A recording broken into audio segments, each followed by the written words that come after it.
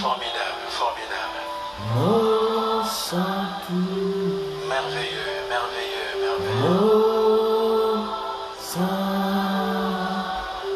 Encore une fois. Mon Saint-Tout, mon Saint-Tout.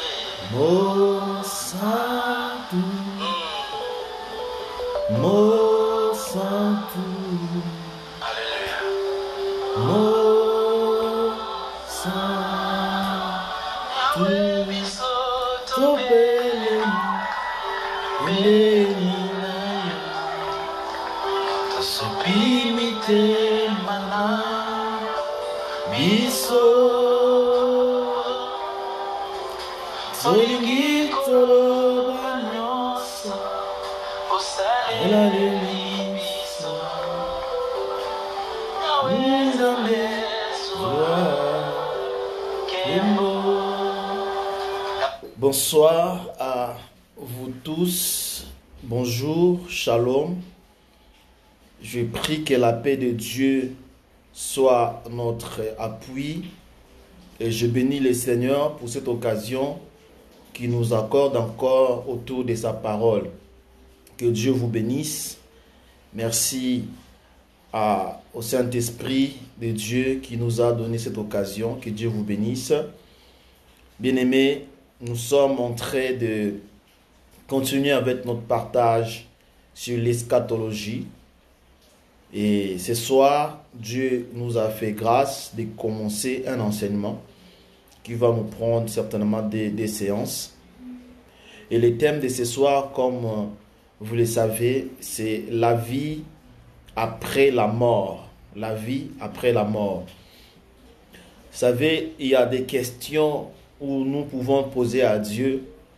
Dieu ne peut pas parfois nous répondre directement. Il va utiliser certaines personnes pour nous donner des réponses. Il s'est passé quelque chose dans ma vie. Un jour, je me posais beaucoup de questions concernant la parole de Dieu. Et Dieu m'avait répondu par une orientation. Dieu m'avait dit, va apprendre. Tu auras toutes les réponses à tes questions. Et Dieu m'a fait grâce, je suis allé apprendre à l'Institut biblique. Et Dieu m'a fait grâce, après 2 ans, je suis sorti avec des réponses par sa grâce. Donc pour vous dire que vous pouvez avoir des questions concernant l'eschatologie, vous pouvez aussi prier, mais Dieu peut vous orienter vers nous, les missions que nous sommes en train d'animer, pour que vous puissiez avoir des réponses à vos questions. Gloire à Dieu. Et ce soir, nous allons parler de la vie après la mort. Nous voulons simplement montrer aux chrétiens la situation de ceux qui meurent en Christ et les relations entre ceux qui sont partis avant nous. Vous savez que la vie après la vie, ou la vie après la mort, reste un mystère. Ça reste un mystère. C'est une vérité cachée. Cette vérité est cachée pendant un certain temps, jusqu'à ce que nous puissions avoir une révélation partielle de cette réalité. Et ce mystère sur la vie après la mort reste encore un plus grand mystère pour ceux qui n'ont pas la révélation de la parole de Dieu. Mais nous allons voir, il y a des théories, il y a des pratiques, parfois inutiles, parfois dangereuses, sur la mort. Et ces pratiques ont bâti de l'ignorance et beaucoup d'erreurs parmi les hommes. Et voilà pourquoi aujourd'hui, cette réalité de la vie après la mort sont mal comprises par ceux qui ont reçu des enseignements erronés. Non seulement les gens qui sont hors de la famille chrétienne, même aussi des chrétiens qui sont mal enseignés, ils sont toujours dans l'ignorance. Voilà pourquoi, pendant cette étude, ce partage, nous allons vous dire ce que la Bible pense par rapport à la vie après la mort, une réalité qui était parfois cachée jusqu'à présent et beaucoup cherchent à connaître. Voilà, Dieu nous a accordé ces temps. Mais avant d'aller plus loin, j'aimerais d'abord vous donner quelques différentes théories sur la vie après la mort. Quelques différentes théories. Et j'aimerais juste exposer quelques théories. Ils ont plusieurs origines et ils ont développé ces thèmes à travers le monde. D'abord, la première théorie, il y a ce qu'on appelle la théorie de l'annihilation. La théorie de l'annihilation. La théorie de l'annihilation, c'est une théorie qui vient dire ceci. Il dit que lorsque quelqu'un meurt, son âme est complètement détruite lors de sa mort physique. Son âme est complètement détruite. Donc, cette théorie enseigne aussi que lorsqu'une personne existait et lorsqu'il décède, la personne est complètement oubliée. Son âme n'existe plus, son âme ne va plus exister. Ça, c'est la première théorie. Et j'aimerais encore vous dire, c'est une fausse théorie. Gloire à Dieu. La deuxième théorie, c'est la théorie de la cohabitation des vivants avec les morts. La cohabitation des vivants avec les morts. Et cette théorie est plus en plus répandue ici dans le monde. Les gens croient que les morts participent à la vie des vivants et influencent leur vie considérablement. Alléluia. Ça, c'est la théorie de la cohabitation. Gloire à Dieu. La troisième théorie, c'est la théorie de la réincarnation. Et cette théorie est d'origine asiatique. Et cette théorie dit ceci, que lorsque l'esprit ou l'âme de la personne se sépare de son corps, cette âme ou cet esprit va prendre un autre corps de quelqu'un, ou bien cette âme va rentrer dans un corps d'un animal pour vivre encore dans sa vie. Et nous voyons que beaucoup de gens, surtout en Asie, croient à ces choses, la réincarnation. Or, cela n'est pas dans la Bible. La quatrième théorie, c'est le sommeil de l'âme.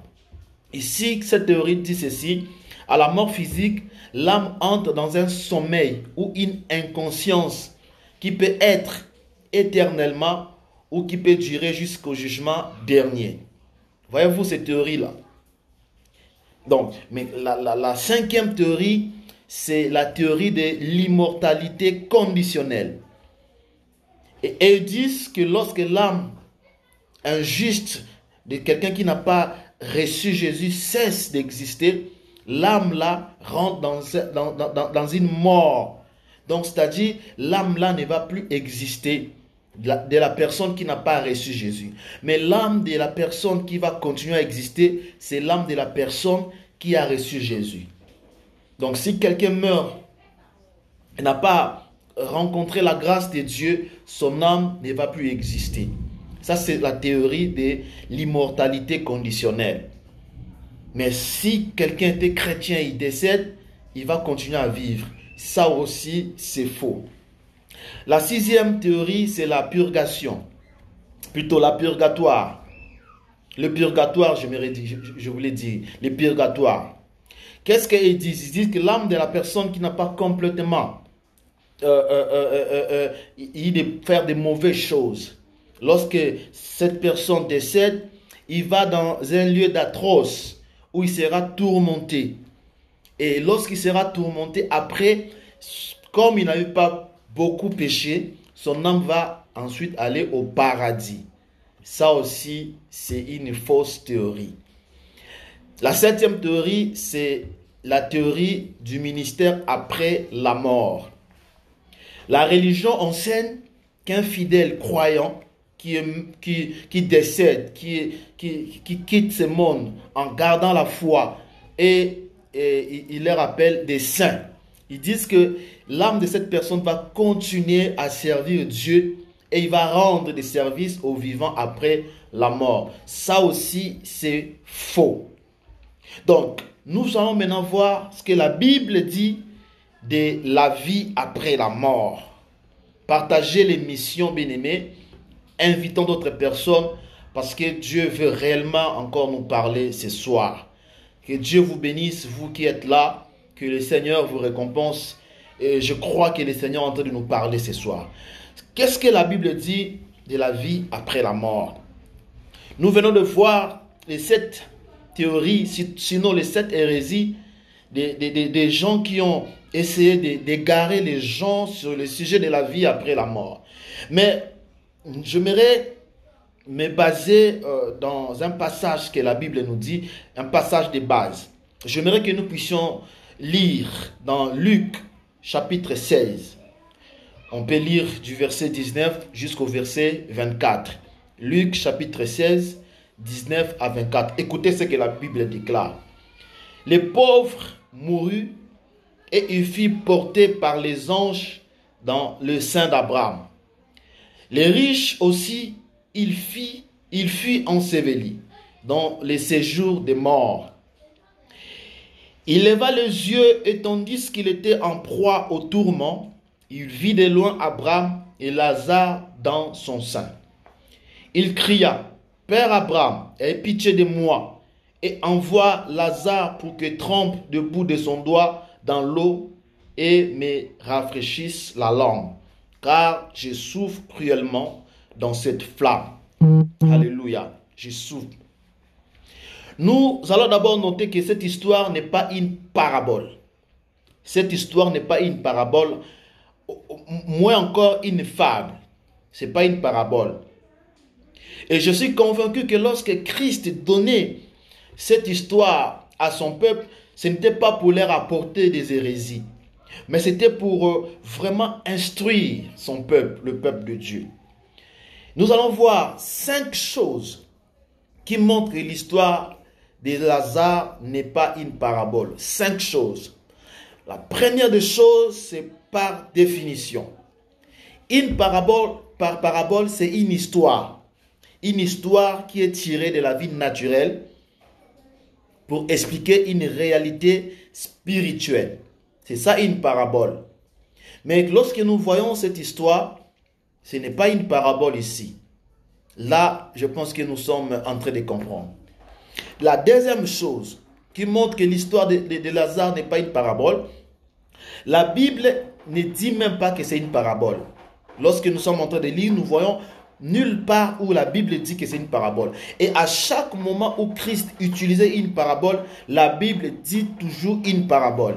Ici, il n'y a rien de tel qui est dit. Alléluia.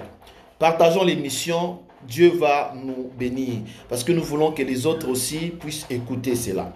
Troisième chose qui montre que l'histoire de Lazare n'est pas une parabole. Dans les paraboles, Jésus-Christ ne citait jamais les noms des gens. Jamais. Lorsque Christ donnait une parabole, il ne citait jamais les noms des gens. Mais ici, nous voyons, il est question de Lazare. Il est question de Lazare. Il a cité Lazare. Quatrième chose, les paraboles nécessitent souvent une explication. Voilà, lorsque Christ donnait l'explication, une parabole à ses disciples, après, ils suivaient les Seigneurs pour leur dire que non, nous n'avons pas compris, explique-nous. Parce qu'une parabole, ce sont des choses cachées. Mais lorsque nous voyons l'histoire de Lazare, ce n'est pas une parabole, c'est une histoire vraie. Cinquième chose qui montre que l'histoire de Lazare n'est pas une parabole. Lorsque Christ enseignait en parabole, c'était pour cacher les vérités aux méchants. Il cachait la vérité aux méchants. Et il évitait que les méchants puissent se soulever contre lui. Or, dans cette histoire, il n'y a pas raison de parler en parabole. Parce qu'il y a d'autres personnes qui disent que l'histoire de Lazare et du riche, c'est une parabole. J'ai cité 5 vérités pour nous dire que cette histoire n'est pas une parabole. Et nous allons voir quelques leçons que nous pouvons apprendre de l'histoire du pauvre Lazare. La première leçon que nous devons savoir, que la destinée d'une personne est déterminée dès sa mort physique. Alléluia. La destinée d'une personne est déterminée dès sa mort physique. Donc après la mort physique, il n'y a plus de choix. Il n'y a plus de choix, bien-aimé. Il n'y a plus de solution. Après la mort physique, il n'y a plus de solution. Vous voyez, l'homme riche qui était dans le tourment, Lui, il était en train de souffrir. Mais il n'y avait plus de solution. Il n'y avait plus de solution. Donc, quand on meurt dans nos péchés, les péchés ne peuvent plus être pardonnés. Parce que Dieu nous donne toujours l'opportunité de nous repentir pendant que nous sommes vivants. Après cela, il n'y a plus de pardon. Il n'y a plus de solution. Il n'y a plus de solution. Deuxième chose, deuxième leçon de l'histoire de Lazare. Lazare et l'homme riche étaient tous conscients de leur situation. Ils étaient tous conscients de leur situation. Donc, ils n'étaient pas dans un sommeil ou une amnésie. Mais ils étaient tous conscients. Pour dire ceci, après la mort, on reste conscient, consciente. Après la mort, on reste conscient, consciente. Pourquoi? L'âme continue à vivre. C'est le corps physique qui s'arrête. Mais l'âme de l'homme est éternelle. L'esprit de l'homme est éternel. Alléluia. Partageons l'émission pour la gloire de Dieu. Que Dieu vous bénisse. La troisième leçon de l'histoire de Lazare, c'est que l'homme riche connaissait sa vie passée. Ah oui, il connaissait sa vie passée. L'homme riche savait que ses frères qui sont restés dans ce monde visible menaient une vie sans Dieu. Vous allez lire jusqu'à la fin, vous allez comprendre. Vous allez comprendre qu'il reconnaissait que ses frères qui sont sa famille qui est sur la terre menaient une vie sans Dieu. Il avait ça. La quatrième chose de cette histoire, l'homme riche avait des sentiments. Il avait les sentiments. Pourquoi? Parce qu'il avait faim. Il avait aussi soif. Il souffrait. Il souffrait. Donc, c'est quelque chose que nous devons réellement comprendre. La cinquième chose sur l'histoire de Lazare, bien qu'il ait la mémoire et la conscience, les morts ne peuvent pas savoir ce qui se passe sur la terre si ils ne sont pas informés. Même si quelqu'un meurt, il peut avoir la conscience, la mémoire, mais il ne sera pas au courant de tout ce qui se passe sur la terre. Il peut être au courant si il est informé. C'est comme le riche, c'est Abraham qui l'informe de ce qui se passe. Il est informé. Mais lorsque quelqu'un meurt, il ne peut plus connaître ce qui se passe sur la terre. Sixième chose, il était impossible à l'homme riche et à Abraham de venir, plutôt à Abraham de venir au secours à l'homme riche. Il était très difficile qu'Abraham vienne au secours de l'homme riche. Alléluia. Pourquoi? Parce que les morts ne peuvent rien faire pour les vivants. Abraham, le riche dit à Abraham, est-ce que mes frères ne peuvent pas être prêchés? Fais quelque chose. Mais Abraham ne pouvait plus rien faire. Alléluia. J'aimerais insister, les morts ne peuvent rien faire pour les vivants. Les morts ne peuvent rien faire pour les vivants. Est-ce que tu peux écrire ça même en commentaire? Dieu va te bénir. Les morts ne peuvent plus rien faire pour les vivants. Donc, on ne doit plus les invoquer. Écrivez ça en commentaire, Dieu va te bénir. On ne peut plus invoquer les morts parce qu'ils ne peuvent rien faire. Alléluia. Ils ne peuvent plus rien faire. Donc, celui qui invoque les morts, il est en train de perdre son temps. La septième chose, bien qu'étant un homme saint et un grand intercesseur, Abraham, nous savons l'histoire d'Abraham lorsqu'il a intercédé. Il a intercédé pour Lot. Abraham était un grand intercesseur. Mais Abraham ne pouvait pas exaucer la prière de cet homme. Il ne pouvait pas intercéder pour cet homme riche. Alléluia. Il ne pouvait pas. Malgré qu'Abraham c'était un grand intercesseur, il a intercédé pour Lot. Dieu a sauvé Lot parce qu'Abraham avait intercédé. Mais malgré ça, Abraham ne pouvait rien faire de cet homme riche. Alléluia. La huitième leçon de l'histoire de Lazare est que le juste se repose après sa mort. Un juste se repose. Abraham et Lazare étaient au repos. J'aimerais vous encourager à lire ce passage jusqu'à la fin, jusqu'au verset 31, vous allez voir. Abraham et Lazare s'est reposé. Donc, celui qui est juste, lorsqu'il meurt, il va se reposer avec la paix de Dieu. Et la 9e chose, il n'existe pas un purgatoire pour le péché.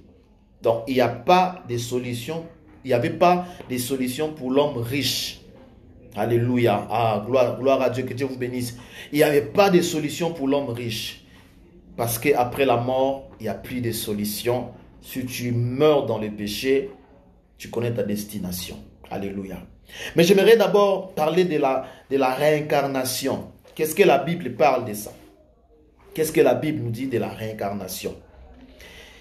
La théorie de la réincarnation se répand de plus en plus dans le monde. Et c'est un grand mensonge qui égare les hommes. C'est un grand mensonge qui éloigne les hommes de la vérité évangélique. J'aimerais donner 4 vérités bibliques. 4 vérités bibliques annulées par la théorie de la réincarnation. 4 versets bibliques.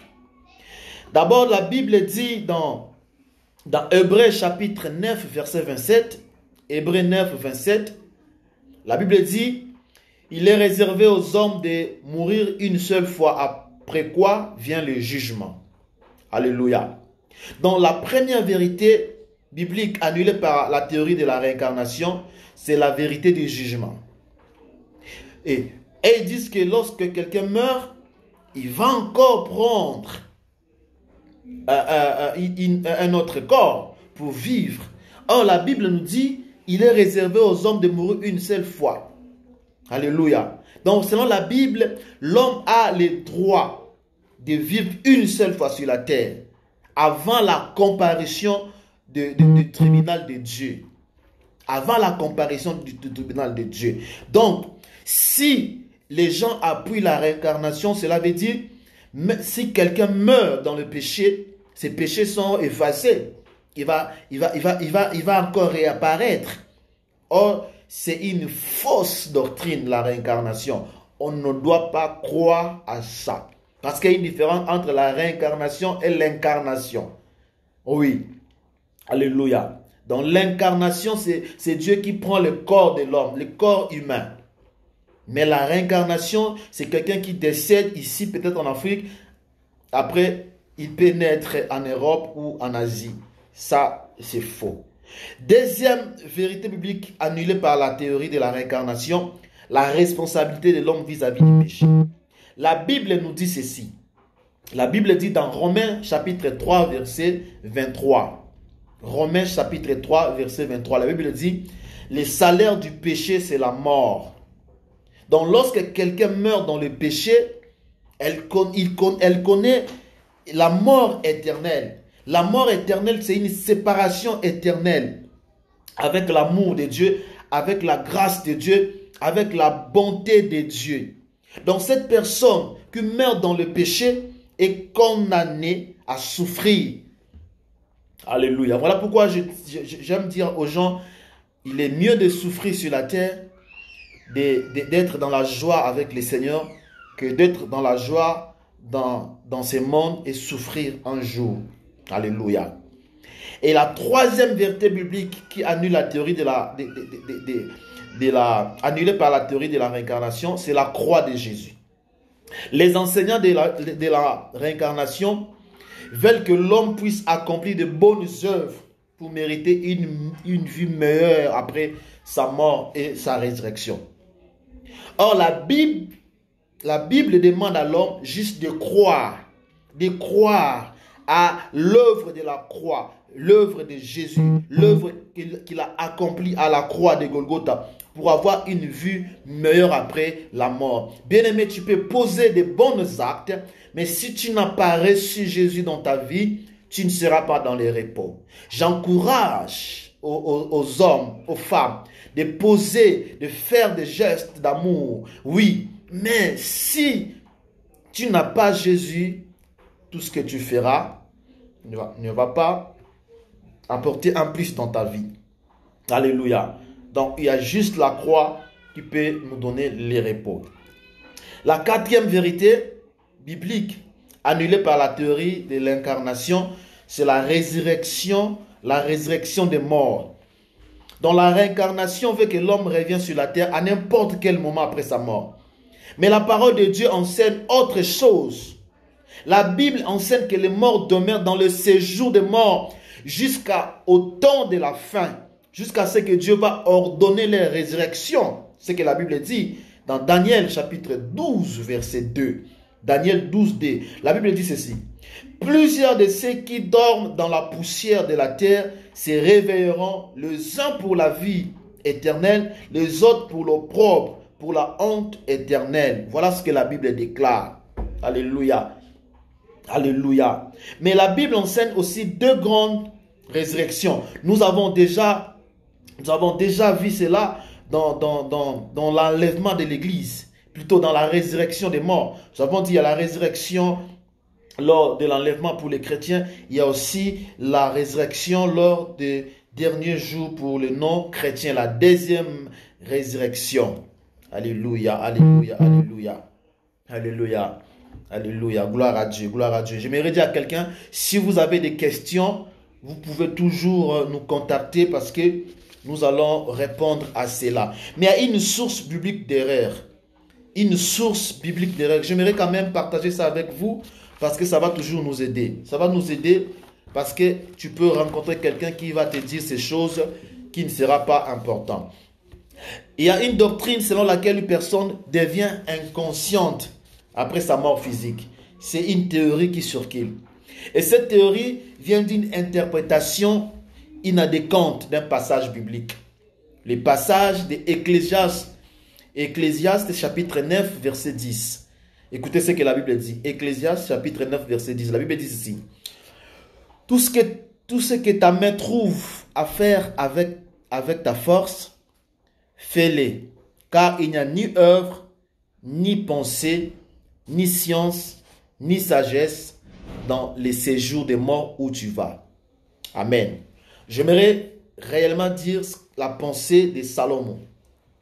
Ce passage, en effet, dit qu'il n'y a pas de projet et de réalisation dans les séjours des morts. C'est ce que Salomon voulait dire. Il n'y a pas de projet ni de réalisation dans les séjours des morts. Et Salomon dit ces paroles pour encourager les hommes. Encourager les hommes à réaliser leurs projets sans trop attendre. C'est ce que Salomon voulait dire. Il encourageait les hommes à accomplir leurs projets sans pourtant attendre. Parce que dans le séjour des morts, tu ne peux pas réaliser un projet ni faire quelque chose. Donc Salomon a encouragé.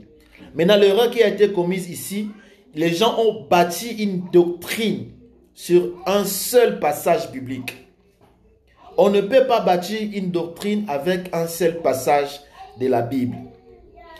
Un des principes d'interprétation de la Bible déclare que toute vérité établie sur la base de deux témoignages doit être acceptée. On ne peut pas faire d'un passage de la Bible comme une doctrine parce que dans l'interprétation, dans la loi de l'interprétation de la Bible, on ne peut pas croire ou déclarer que c'est la vérité absolue si dans la Bible, ces mêmes passages ou paroles ne se répètent pas deux fois. Ça, c'est la théorie du témoignage. Donc, beaucoup ont fait de ces passages comme une doctrine, mais ce n'est pas une doctrine. Alléluia. Donc, Salomon voulait dire que faites ce que vous avez à faire parce que dans le séjour des morts, il n'y aura pas de projet. Voilà pourquoi j'aimerais encourager à quelqu'un d'accomplir de bonnes œuvres, mais en gardant la foi de Jésus-Christ. Alléluia. Je suis à la fin de cette séance. Nous avons que 30 minutes et les mardis, je crois, mardi de la semaine prochaine, si Dieu nous fait grâce, nous allons voir la situation de l'homme après la mort. La situation de l'homme après la mort. Voilà, maintenant on va rentrer en profondeur, expliquer le paradis, l'enfer, est-ce que l'enfer existe déjà, est-ce que le paradis existe déjà. Voilà pourquoi j'aimerais dire à quelqu'un, soyons prêts parce que Christ peut nous rappeler à lui à n'importe quel moment. Et Dieu aussi peut revenir pour l'enlèvement. Dieu vous bénisse, vous étiez nombreux à nous assister. Que le Seigneur vous bénisse. Partagez l'émission dans plusieurs plateformes parce que l'Église, les chrétiens ont besoin de comprendre ces paroles.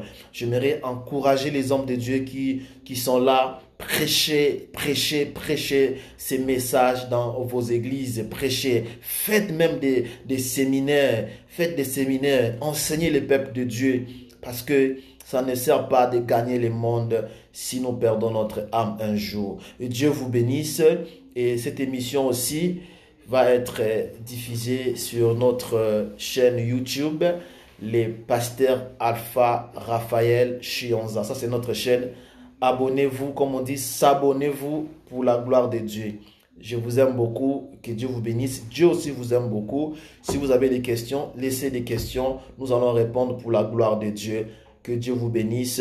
Bonne soirée à tous et à toutes. Que la main de Dieu soit sur vous. On se retrouve prochainement pour continuer cet enseignement. Priez aussi pour nous parce que l'ennemi n'est pas d'accord que nous puissions libérer ce genre de messages. Mais si Dieu a décidé que son temps a sonné, l'ennemi ne peut pas faire quelque chose parce que c'est Dieu qui ouvre les portes. Que Dieu vous bénisse. À bientôt par la grâce de Dieu.